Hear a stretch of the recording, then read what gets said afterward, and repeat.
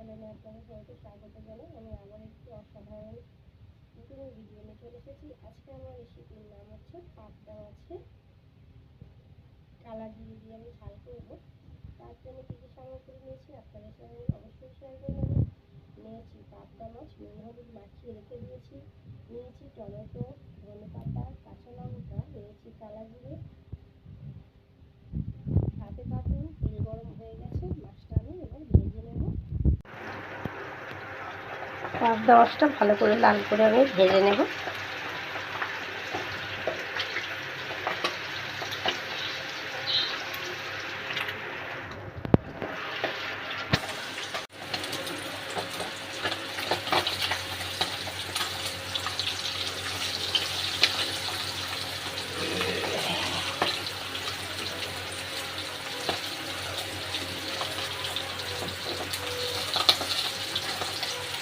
পাবদা মাছ ভাজার সময় অনেক ফাটে, তার জন্য আমি চাপা দিয়ে দিয়েছিলাম, নাহলে গায়ে তেলটা পড়তো।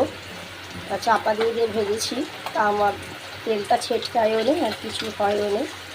যখনই কোনো মাছের তেলটা ফাটবে তখনই চাপা দিয়ে দেবেন, দেখবেন জিনিসটা ভেজে দিয়ে হবে, বাইরে ভেজে দেবেন। এবার আমি সব তুলে নেব। ভাজা হয়ে গেছে, দেখতেই পাচ্ছেন লাল লাল করে।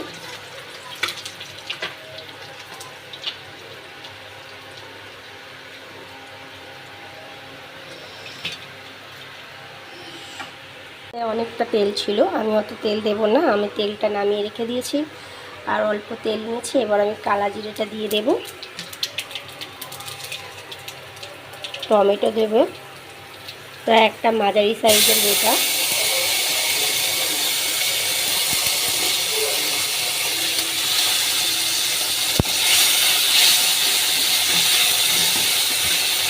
গ্যাসের আঁচটা একটু আমি আস্তে করে দেব।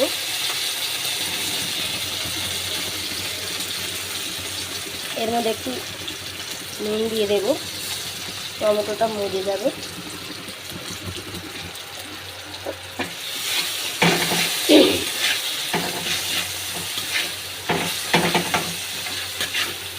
কাঁচা লঙ্কাটাও দিয়ে দেব। এর মধ্যে আমি গুঁড়ো লঙ্কা ব্যবহার করব না, কারণ পাবদা মাছে গুঁড়ো লঙ্কা একদমই ভালো লাগে না, কাঁচা লঙ্কাটাই ভালো লাগে। এবার গ্যাসের চুলাটা আমি একটু জোরে করে দেবো। টমেটোটা মজে গেছে, এবার আমি হলুদ গুঁড়ো দিয়ে দেবো, দিয়ে একটু নেড়ে নেব।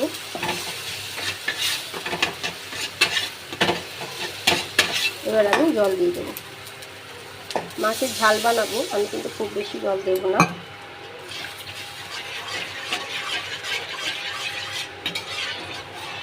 হয়ে গেছে, এবার জলটা ফুটে গেলেই আমি মাছগুলো দিয়ে দেবো। দেখে নিন ঝোলটা ফুটে গেছে, এবারে আমি মাছগুলো দিয়ে দেবো।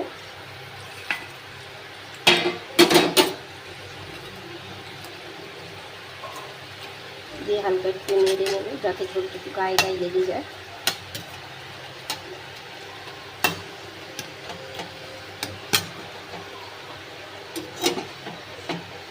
ওপর থেকে আমি একটু ধনে পাতা ছড়িয়ে দেবো।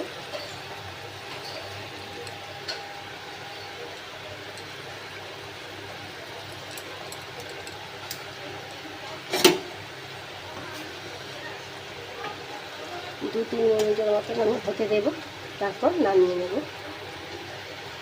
দেখুন বন্ধুরা, আমার মাছের ঝালটা হয়ে গেছে, আমি নামিয়ে নিয়েছি। কত অসাধারণ লাগছে। যদি আমার এই ভিডিওটা আপনাদের ভালো লাগে তাহলে আপনাদের কাছে আশা করব লাইক, কমেন্ট আর শেয়ারে অত্যন্ত সাবস্ক্রাইব করতে ভুলবেন না। নমস্কার।